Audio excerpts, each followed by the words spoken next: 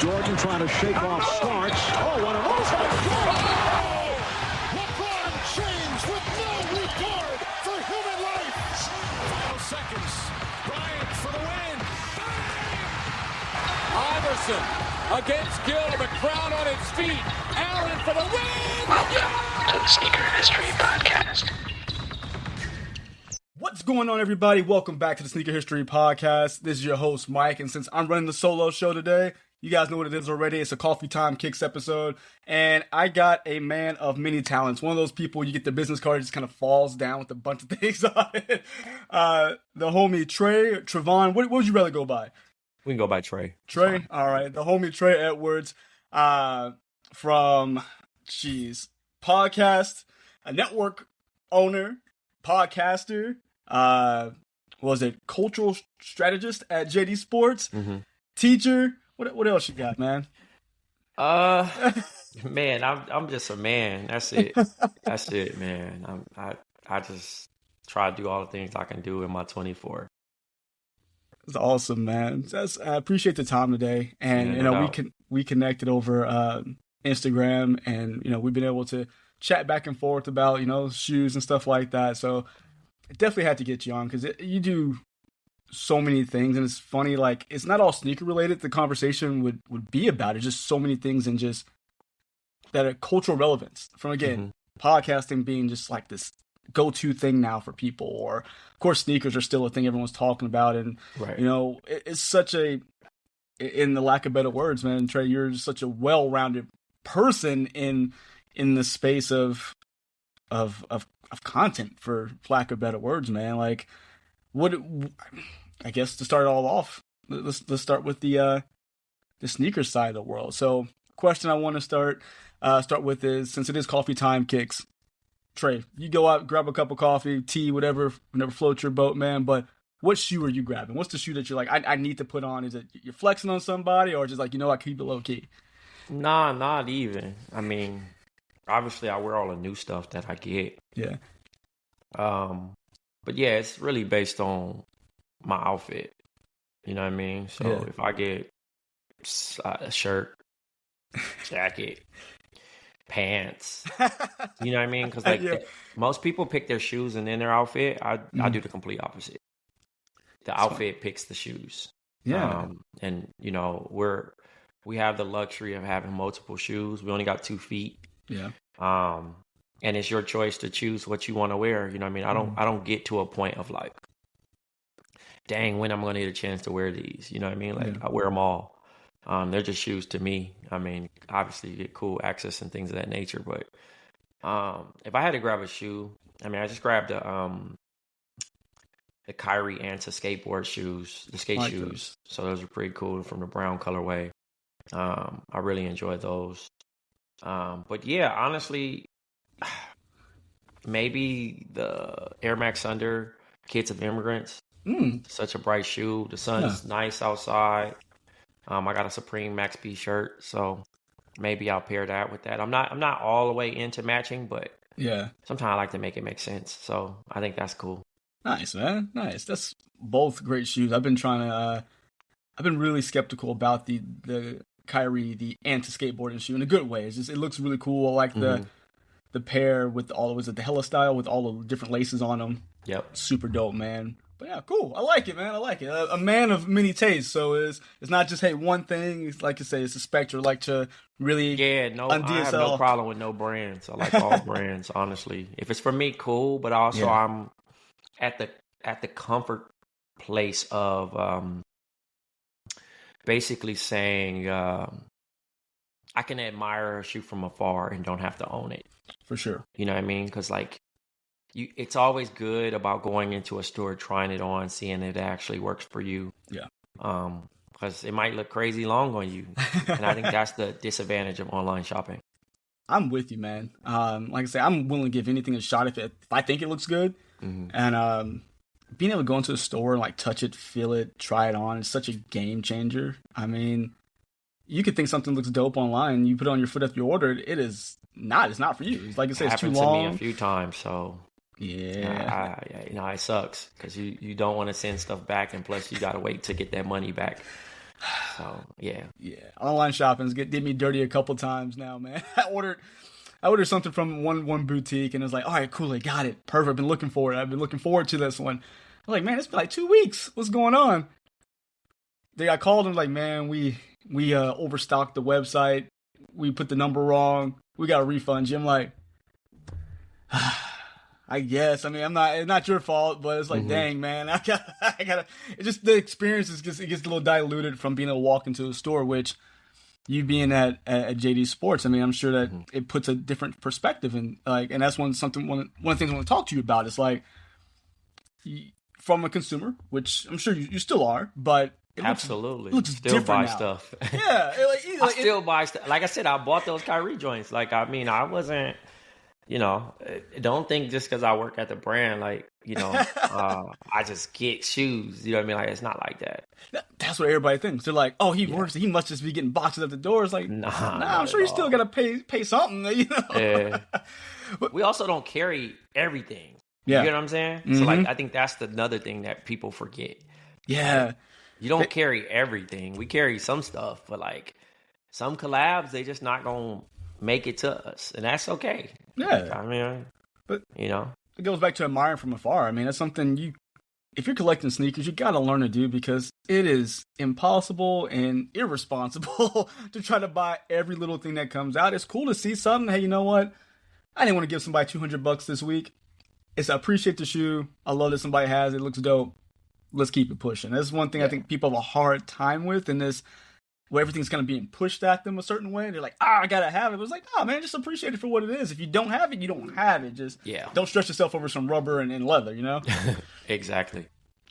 But over time, man, as someone, again, still a consumer, but moved into the corporate side of the world, looking at sneaker culture, which culture is I feel like a buzzword now when we talk about sneakers, but just the landscape of sneakers and your ideology of what they are.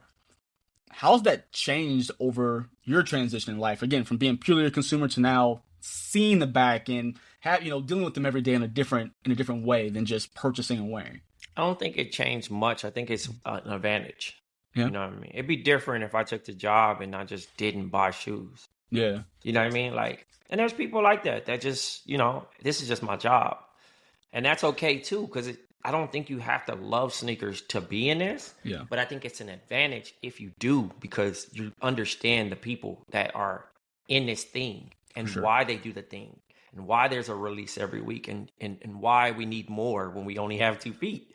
Again, it's a certain thing. You know what I mean? You have to understand what it's like to stand in line. What is it like to put in a raffle? What is it like to, get that pair that you always wanted? You know what I mean? And understand, like, your first seating, somebody seating you something, like, how does it feel? You know what I mean? Like, I've been on that side where, I think my first pair I ever got was like in 2021. I got seated.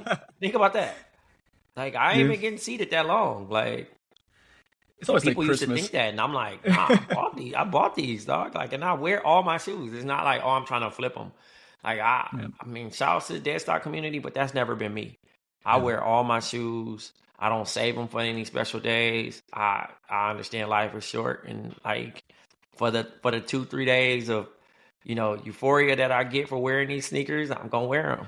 Dude, I'm the same way. It's like I work from home, so I don't leave too often. But guarantee I'm putting something on. Like I have no reason to let these sit in a box and crumble after X amount of years, because at that point to me is I didn't get to enjoy it. If I can enjoy the thing I spent money on, that's cool. Because there was a reason I wanted it, right? The reason you wanted it. So being able to enjoy it and not just, okay, I'm going to just buy it and put it here and look at it and hopefully I can flip it. I mean, a shoe like that would be like an Air Mag. And the reason why is like, it just don't, I mean, you can, but it's just like, are you going to wear that every day? Are you going to like, them the things that I really think about when I think about them type of shoes, right? Where it's oh, these are propped up because of this and that, or if it got a signature on it, sure, I met the designer or something like that. You know what I mean? But like half the time, I'm even let them sign the shoes. Like, get that box for me. No, for real. Shout out to Daniel over there at Kids and Immigrants. He signed my box for that, and shout out to Stash. Stash signed my Air Max 95 box. Nice. But I'm not doing sign my shoe because I still want to wear the shoe. Dog, what? Be fading off. Who's that? Don't worry about it. It's gone now. Yeah, no, we're not doing that. I still want to wear the shoe.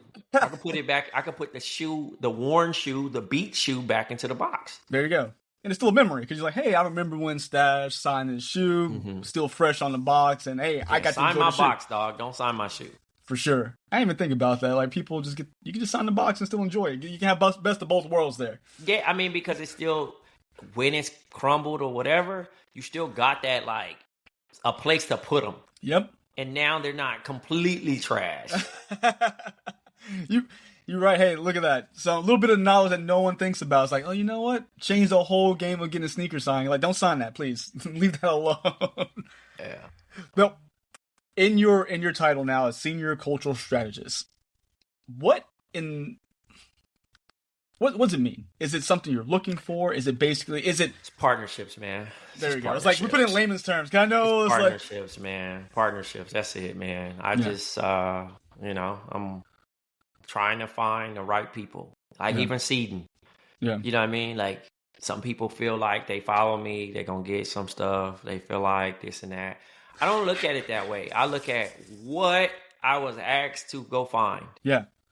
Hey, this is going on. Find 10 to 15 people that could make this moment bigger. Make it make sense, basically. That's it. It ain't even, but my approach is just non-traditional, and it's not, I didn't reinvent the wheel, but I do see people getting seated and they just see the same people. And I'm like, that's cool. But like, I just rather have a true fan. I know this person. Yeah. Anytime I see them, they will argue for this brand. Yeah. So, you know what? I'm going to take care of them.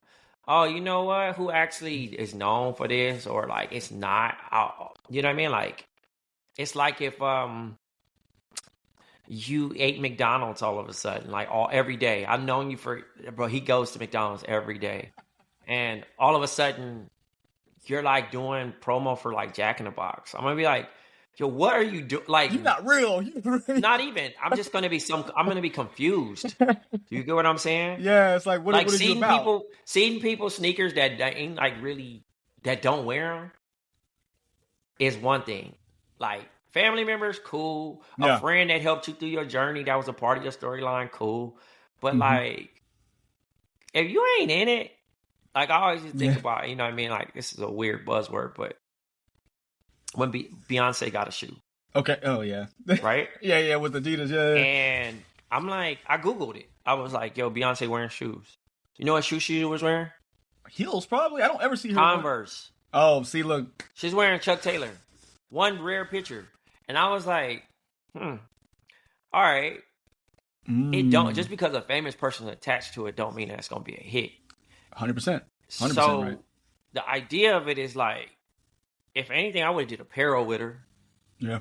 I would have did like a slipper from like after you perform, you go put this on. Yeah. She don't do no performances and no sneakers, dog. No Ultra Boost needs to have her name on it. Nothing. Made no sense. Nothing. Like, it was just like, I feel like it's a desperate move. And that's the thing I was talking about. A seating is like, if it don't make sense, then come on. You know what I mean? And I don't know if you've seen, last week we did a HBO party, right? I did see that. Yeah. So for people outside of New York, HBO is Harlem and Bronx only.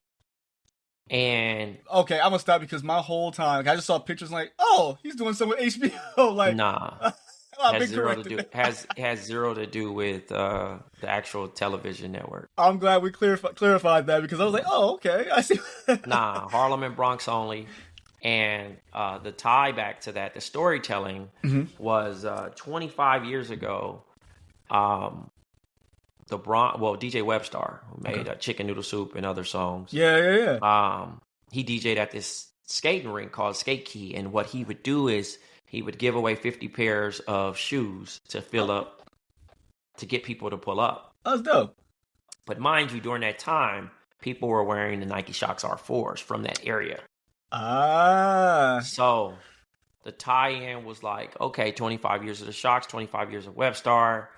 And who made this shoe culturally popular was the Harlem and Bronx borough. So that was the intentions of that. So everybody that you seen at that party was either had a business in Harlem, they've lived in Harlem, they're from Harlem, they're from the Bronx. Okay. You know what I mean? Like, and it went from there. That's a perfect tie-in, because I was, again, just someone who's looking outside in, I was like, Yeah. Again, me being dumb and not realizing what HBO was, it all makes the picture clear, and the ability to go in and make it intentional of what you're doing. Yeah. That, well, just storytelling, man. Yeah. That's it. It makes sense, though. Like, it's not, like you say, you're not just spraying And we did it shoes in South Bronx. We didn't do it in Soho. We didn't do it in... where it's supposed to be. You did it where it was meant to be. Yeah. Well, an area that no one goes to. For the community. Yeah. You know what I'm saying? Like, it wasn't like, oh, I was just going to take it and then republish it to a place that's going to, with everybody. Like, nah, you really got to go to the place to go experience this and go see the people and actually do the thing with the people. That's awesome. Yeah. That's how it should be. It's great. A lot of love. Yeah, man. I mean, that's what, I know it's one of those things. It's like, I don't even. And I'm not from New York. Where are you from? Compton. Oh, I didn't know that. Okay. Yeah, I'm not from New York at all. So it was even more intention to Yeah. care about a place that I'm not from. You did your homework. You actually, like I said, you 100%. cared. I always do my homework, though. I think that's the thing. It's intentional. Mm-hmm. So, people sending me fire emojis to the R4 or, hey, man, them the ones. Yeah, they are. They're in stores at JD right now. Go get them. Go buy them, please. Yeah. But and it's one of those things. I'm not going to go down this path for too long, but always, I was talking to other like contemporaries of mine, buddies of mine, and it is funny to see that a lot of content from Instagram, Twitter, and we're going to go down, I want to go down the podcast rabbit hole with you later, but even podcasts around sneakers start with the sole intention of being, if I do this, I'm going to get something. And I like having you here, even like I say, the conversation about seeding is like one of those, I don't even have it, because it's like, dude, I don't ever want to like, oh yeah, that's what we're here just to talk about, it's not the case. Like, I firmly believe in like the connections you make with people should be for relationship building, because that's going to last longer than any shoe. Right. But I hope people listening to the podcast who are looking to start something around sneakers, because you have a passion for it, but I hope that this clears up. Oh, if I do this, I'm just going to get like, shoes everywhere. It's intentional. This is like what Trey's doing. His company he works for, they're doing things that make sense. So it's not just I'm doing this and they're going to blindly give you things. You have to, correct me if I'm wrong, Trey, you're looking for authentic individuals. 100%. With Always authentic organic. content. Yeah. Always organic. I don't never want to buy people. Yeah. For one, shoes sell itself, so you don't need Facts. me. You never needed me. Yeah. I'm just being honest. I'm not going to be arrogant or anything. Like, JD Sports can evolve and exist without me. Yeah. They've been existing without me. Yeah. I'm just an employee.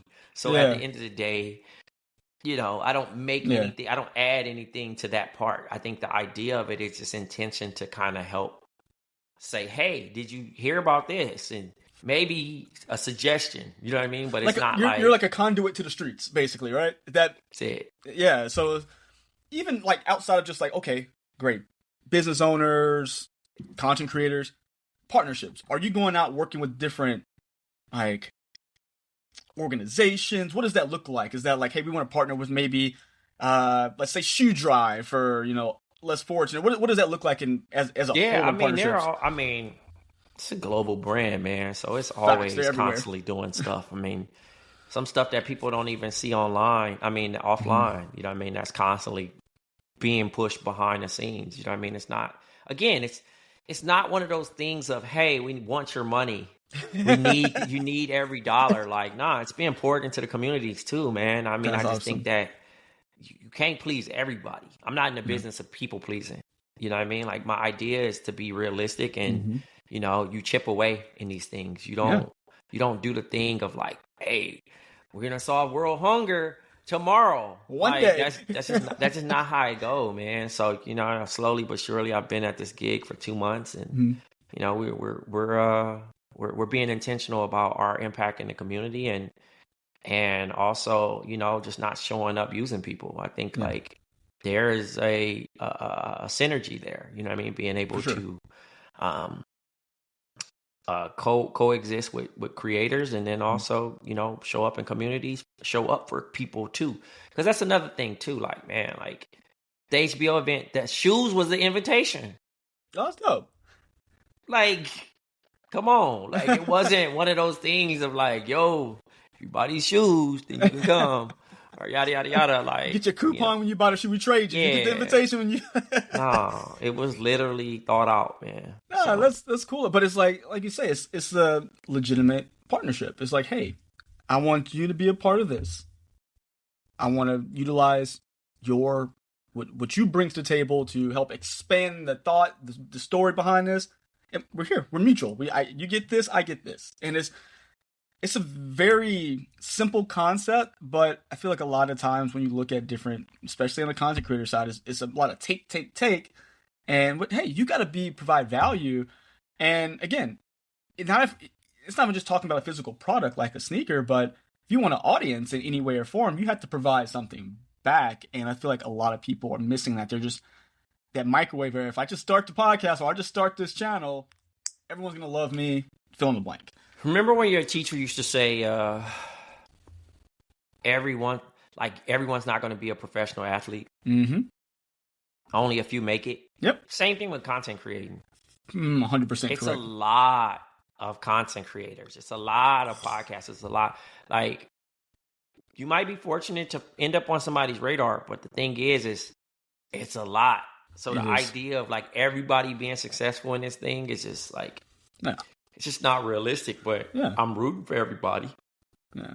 I think what makes it different is that everyone has the platform in their pocket, for lack of better words. I mean, hey, if I got a phone, I got some headphones, I can do it. And I think that's what gives people that sense of entitlement almost. Like, hey, if I turn this on, if I record this, I better have somebody listening because they did it.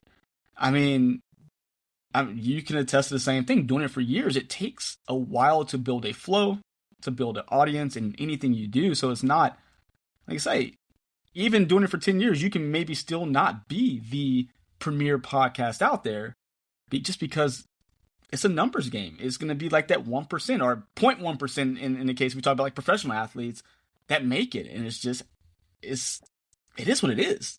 Keep grinding and see where you get. But I say do it for fun. Yeah. Keep it as a hobby that you make money off of. If it's the reverse, if you're doing it just to make money, you got a long road. Yeah. Because the mission, the people can sniff that out when you try and just do it for the bread. You know what I mean? Like, it just don't pay back that way. No. You can tell just when someone's demeanor, you can tell when someone's having fun with something. Like, everyone's like, oh, you should do something you enjoy. Yeah, I mean, not everyone's blessed to be able to do that. But I'll say if you're doing something like we're doing, it's like, you know what? Have fun with it. See what happens. Make a couple bucks. Hey, you got some pocket change. Maybe I got some shoe money now as opposed to having to dip into my actual, my real money. So there's a payback to it, but there's just scale to it. Maybe it's something little. Maybe get to something big. You just have to, again, like you said, be your true self. And if someone picks it up, great. If not, what do you want with it? Yeah. But it's definitely, I think those words definitely should ring out to a lot of people. It's something I still remind myself of, man. I've been doing this podcast for 6 years now, doing the video content for 5, and I love doing it. This is like sneakers and like video, just 2 things I love, being able to create like that. But I lie to anybody if I said it wasn't daunting sometimes. Like, oh man, I want to be able to do this, I want to be able to do that. It's hard because there's no blinders anymore. We see everything and everybody. So you always want to, try to reach a level of success. But I think it all depends on how you handle it. Like, how are you going to come off to people? How are you going to be able to deal in the face of, I got 10 viewers this week. Didn't do so hot. Like, what do you do? Like, how do you handle that? Are you asking me how do I handle that? Oh, no. I'm just saying that's what people used to, sorry. More of a rhetorical question to the viewers out there. Gotcha. As, again, you have come from like you see it firsthand because I'm assuming like with your podcast network, you are having to go in and is it find talent or do you have someone that does that to like, hey, I want to bring you under my roof? Nobody work for us like that. I mean, the idea of it is I'm also talent. Like True, it you ain't do both. You're an owner and a player. So it's not like I ain't gonna tell you nothing that I ain't gonna do. Yeah. I mean, I got homies that pitch me ideas all the time, but like just understanding. Most people go into ideas with pods and they feel like, oh, it's an instant moneymaker. Like I podded for 2 years before I made my first dollar. You know what I mean? Like just consistent. You know what I mean? And I think in those situations, like I just happened to make my podcast debut on ESPN. Yeah. That's awesome, by the way. That's a whole nother thing in itself. But I'm also talking about something that's just digested by so many folks. You know what I mean? When you really think about the idea of, people loving basketball. People love basketball. So that's something that's just going to be automatically consumed versus sneakers. It's like, well, I only like this brand. So if you're talking about New Balance, I don't want to hear about it. If you're talking about Nike, I don't want to hear about it. If I'm talking about Adidas, etc. Like, so you kind of can box yourself out in certain things because people are going to find it in that way that they just don't think is important to them. So, as far as just like running a podcast company, I'm a co-founder, so I have multiple partners in this thing, and how we even handle business, how we pay our producers, how we, how we make sure our schedule, holding the talent accountable to show up every day. To do that, like it's a work thing in itself. Getting at, you got somebody that's working behind the scenes to get the ad revenue going. You know what I mean? Like we got live shows next week in LA, and even that thing, booking that, you know what I mean? Like I said, we've been doing this thing for almost 10 years. So it's like, It's a difference, you know what I mean? But also the podcast game is changing. It's oversaturated. How many people want to watch from the screen? How many people want to see your whole outfit? Are you going to start investing into studio time? Are you going to, like it's just different ways, you know what I mean? Are you talking to your community every day? That's another thing. Like one of the biggest things that worked for us was, at the time, Twitter. Every time we put out an episode, we were able to talk to the people. So the people could complain as they're listening. And you'd be like, oh, why you didn't like that? Tell me more. Really feel right now. Yeah, but it made it feel like somebody was heard. We allowed them to offer suggestions of what things we should discuss. And I think fan engagement is huge because that's how you build community. And then when you're not doing stuff, they're talking about stuff or including you in things that you made me to be concluded. Like I'm not anything without the listeners of my pod. You know what I mean? I don't get there to that point without them listening to the very first. And even some people getting off the train, even some people starting their own pods. The beauty of our thing at Count the Dings was listeners became contributors. We brought our listeners on. Where they became personalities on the show. And I think that's the beauty of it. Or people, we bought their first podcast mic for them.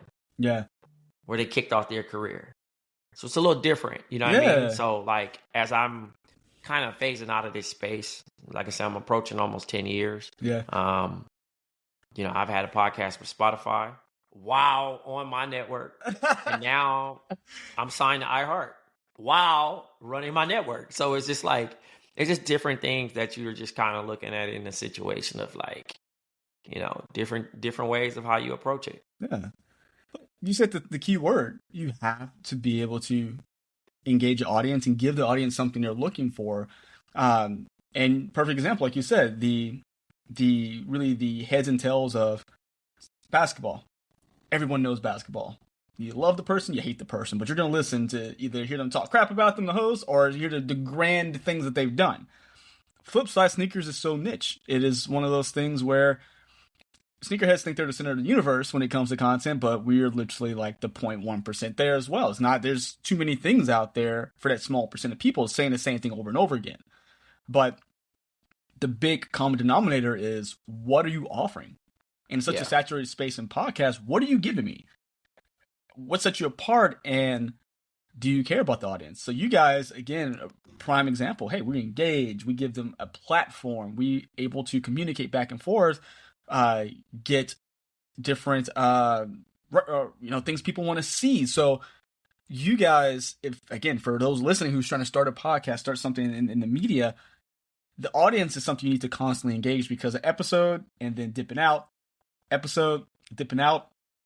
that doesn't bring people to the table, because they may listen to you for that one time a week, but what happens when the podcast comes around is doing, again, what Trey and your team are doing. They're going to go there because, oh man, I get all this stuff all the time, as opposed to just that one hitter a week. Yeah. For anybody out there who is looking to start a podcast, as someone who's, again, a veteran in the game, what advice would you give before they even start, before they record for the first time, before they publish something for the first time? What would be the advice you would give them to really sit and think about before they make that, I guess, commitment for? Man, go buy my book, first of all. Hey, we should have put that a plug. We should hold the book up right here. Come on, plug that. Go buy my book. Actually, here. Is this it? No, this is the social media consultant. My other book is Breaking Into Podcasting. Dang, look at that. On Amazon. He has the answers. Y'all better get this man's book. Just type my name in. But honestly, come up with an idea, come up with an outline, know how long you want to talk about stay consistent. Mm-hmm. Give yourself a realistic season so that you're not working just to be working. Yeah, give yourself a break so you can kind of assess. Like, do I want to do this? Is this for me? Because, like, doing pods just for a year straight sounds easy. It's not. I'm telling you, it's tiring. If you're doing one once a week, that's 52 episodes. Right? Yeah. That's why I'm shaking my head. I've been there, done that. If you've done 3 times a week, think about the number that you're in. If you do it 2 times a week, you're in the hundreds. So the idea of it is like, I was doing 5. I was on Monday, Tuesday, Wednesday, Thursday, Friday. Yeah, 2016. How long were they? Like, how long was each episode? An hour. Bro, how in the world? You were a radio DJ for like... But I played a different character. So on Monday, I did Black Opinions Matter Monday. Tuesday, I did... I think it was Tim McMahon's show. So Bam McMahon. Wednesday, I would do this show. Friday, I would do a show. And then Saturday, I would do something. So, until I was able to offload on certain things. I'm not going to do Fridays anymore. Hey, I'm not going to do Tuesdays anymore. Hey, I'm only going to do Mondays and Friday. Hey, I'm only going to do Monday and Wednesday. And then kind of get there. Because then you start adding talent to kind of build those things out and, personality things. So. For sure. Nice. Yeah, I mean, that's good things to look at. Like, really assess what you're doing before you come in, because I feel like some people just fly the seat of their pants like, oh, these conversations with my boys at the bar seem interesting. Let me go ahead and throw these up. Do 12 episodes, all of the season, then take a break, assess, go back, listen to how you could be better, and then come back. If you need to add another host, change a couple of things around, change a format around, then jump back in for another 12. And that'd be season 2. The seasons didn't even exist when I started. You get what I'm saying? Just go. People have way more strategy. Yeah. Like, you got Riverside now. Way different. I was doing Skype. Yeah. Skype was definitely not as nice as Riverside because you're just you're talking to a phone. YouTube wasn't as popular. It was audio only. Yep. So it's just a lot of things that's just different. You know what I mean? That works in your favor. So. Oh, for sure, man. Like, it grows. I feel like this is a game of adjustments constantly. Like, if you want to put in sports terms, you got to look at it and say, okay, how do I adjust this? How do I adjust that? And really pay attention to those little things that you're hearing. I mean, you have the numbers sometimes. It's hard with podcasts because not everything's centralized number-wise. Everything's so platform-specific. But pay attention to what you're doing and just really invest in the knowledge behind it. I think really getting an understanding and, again, doing research and homework are the best ways to get better, I think. Yeah, absolutely. Now, we're in playoff season right now. How busy are you right now? Are you guys doing more podcasts with that? I mean, my pod ain't based on the iHeart pod is not based on current sports. Okay. It's all back in the day. Okay. I know greatest of the era. I didn't know if you guys would just transition to playoff stuff. Greatest of their era is we're in the 90s right now. We might be in the 2000s next week. We might be in 2010. So, but I have another pod called Hoop Sense. Okay. And that one, twice a week because of the playoffs. So I say I'm doing 4 pods right now. Right. Plus guest appearances. Did your pod? Did another pod last week? The week before? So Get this man some coffee. I'm gonna mail you some I don't coffee. drink coffee. Oh, see, look, what you need? Caffeine? I will send it to you. That's crazy, man. Like I thought I was busy, but clearly there are busier people out there. Which, dude, you enjoy what you do, so that it makes it a little easier, right? Yeah, it don't feel like I gotta do this pod. You know? Yeah, no, definitely. And one of the things you mentioned earlier, like the in person, I would kill to do more in person podcasts. This is one of those, like, I talk to people just so spread out. It doesn't happen as often, but those in person ones are just so much nicer, I think. Oh, 100%. Yeah, you get to like really interact with somebody face to face. People also want to see your full body. They want to associate. They don't want a floating head. You know what I mean? Look, you guys get my torso. This is about it. Yeah, it's kind of tough. They want to actually act like they can identify you in public. Is he tall? Is he short? You know, like, does the voice match the actual body? And that's where people are at now. That makes sense. All right, guys, I'm gonna find a studio somewhere. I'm just gonna build one and just get a better camera. Okay. So, Hoop Sense. Talk about playoffs. What's your team? Who you rooting for right now? Is your team in the Orlando playoffs? Magic. Okay. How did you're from California. Mm-hmm. How did you become a Magic fan? Fans on X voted. We did a poll. Really? Yeah. Like, so you'd be like, all right, who am I gonna be a fan of this season? Mm-hmm. Okay. What's the, are they up?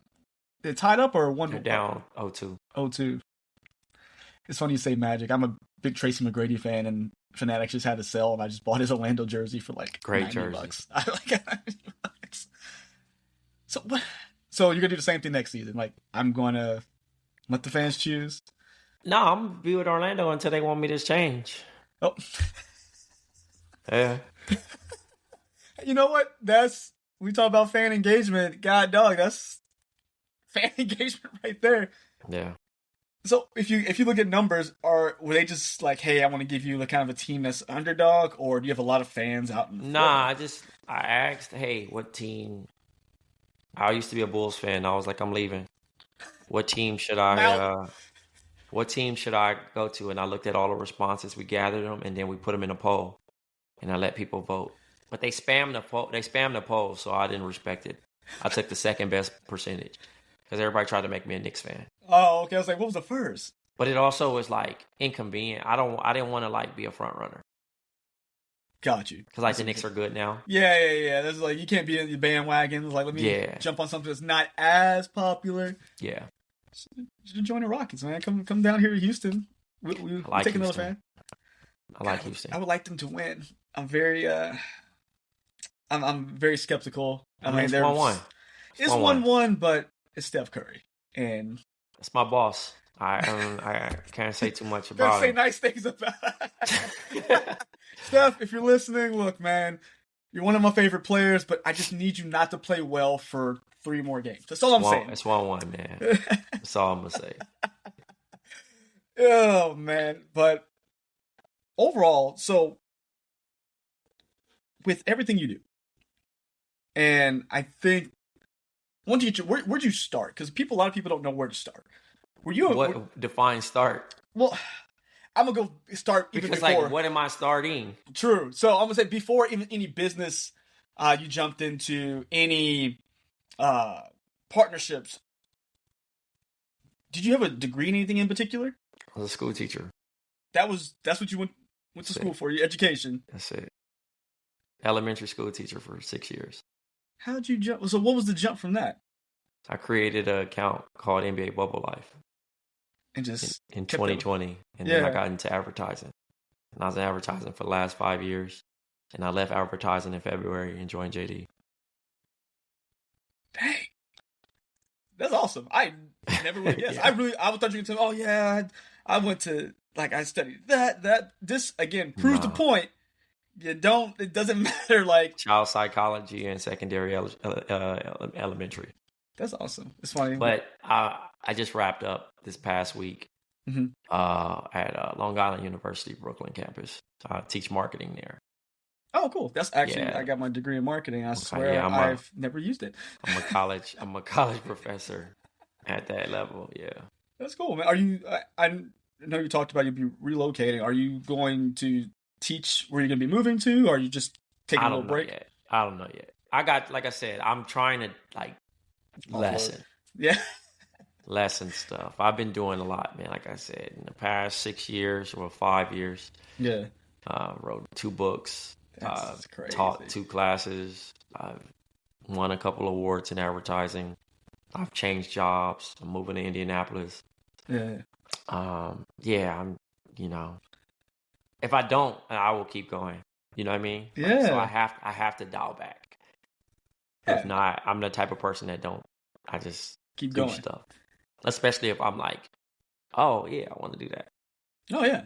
No, Yeah. I understand that. It's crazy. My wife would tell me, she's like, you gotta take a break. I'm like, no, I'm good. I'm just gonna keep going. Like, I'll book like 3-4 podcasts in a day, and then video stuff. I'm like, it's just like, I don't know. Sometimes it's nice to just see the result of a completed thing. Yeah.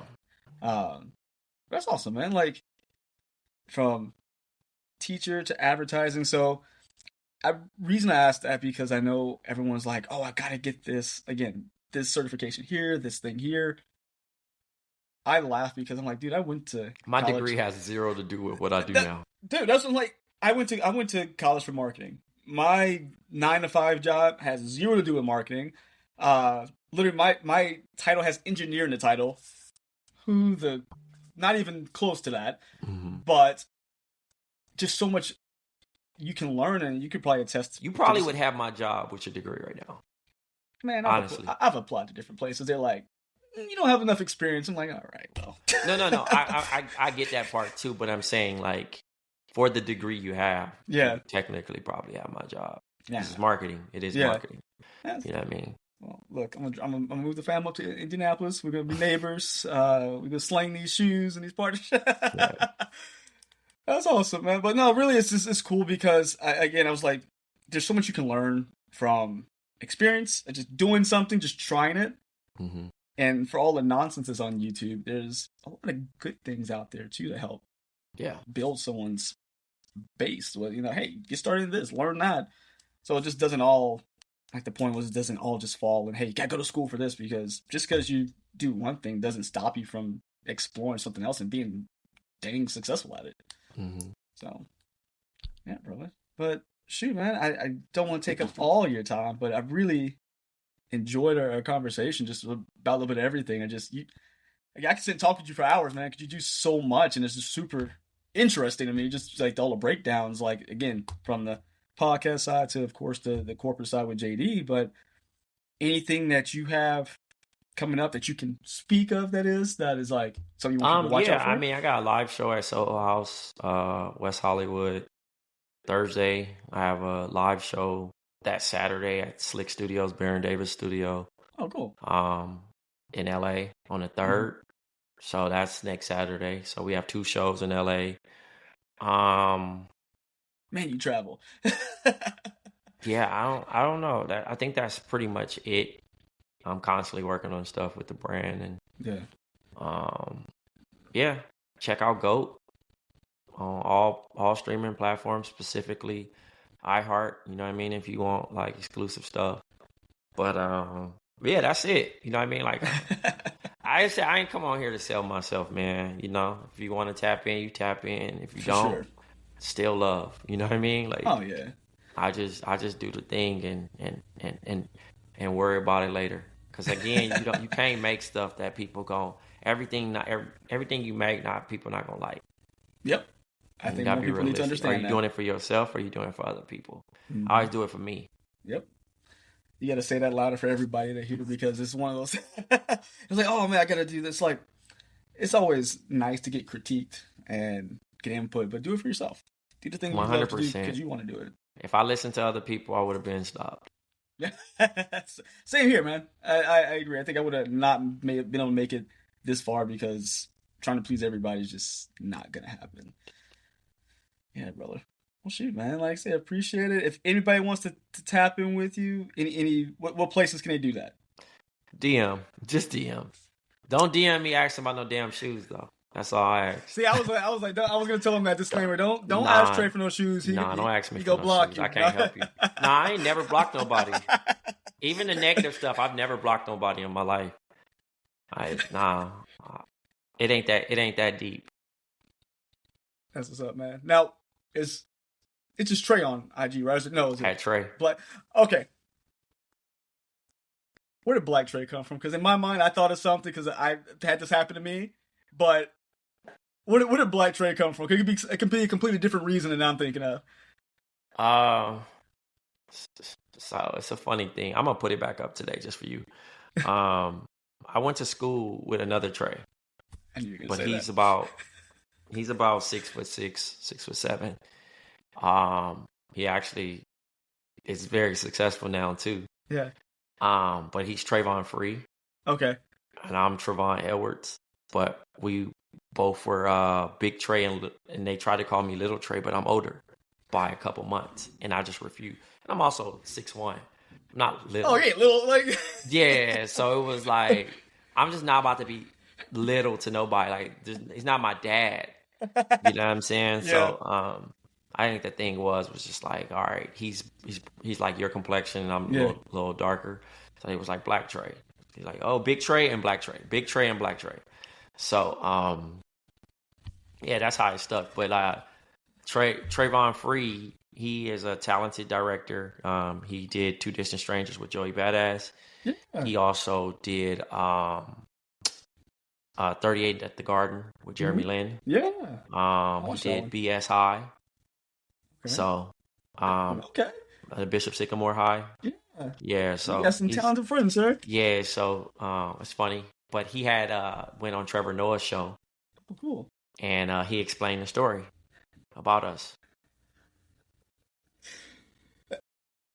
I was almost there. I knew it was going to be someone else named Trey. So I kind of, same experience. Like you go to school, everyone's named Mike. I swear everyone has the same name. But there was probably more white Michaels than me being Black Mike. Some people are like, oh, talking about Mike. Oh, talk about Black Mike. I'm like, okay, thanks.